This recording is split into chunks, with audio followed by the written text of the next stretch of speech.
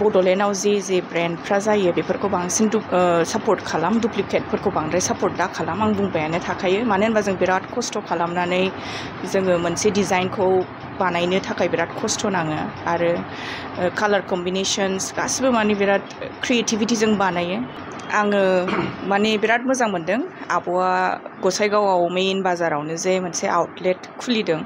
नांखागौ बुंनो थाङोबा, माने आब'आबो बुंखांखाबाय कि गासिबो बयबो कास्टमार्सफ्रा माने न'आवहायनो नागिरनानै थांजोबो। दा बाजाराव खुलिबा जाहैबाय इजि जायो, ओमफ्राय बेयावनो फैनानै लांफैनो हागोन आरो बेखौनो बुंनो सानोखि नोंथांमोनहा एसे सापर्ट खालामबानो जाबाय।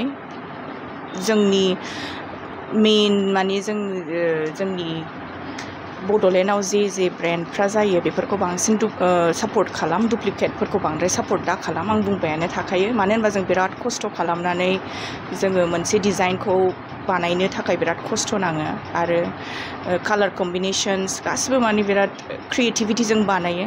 दा बेफोरखौ जुदि नोंथांमोना सापर्ट खालामोबा जोंहा माने खस्थ' जानोबो हागौ आरो फिउचाराव। ओंखायनो नोंथांमोनहा डाइरेक्ट फै, हेल' लेडिसावबो फैनो हागोन आरो आब'मोनहा मोनसे ब्रान्चबो खुलिगासिनो बङाइगावआवबो।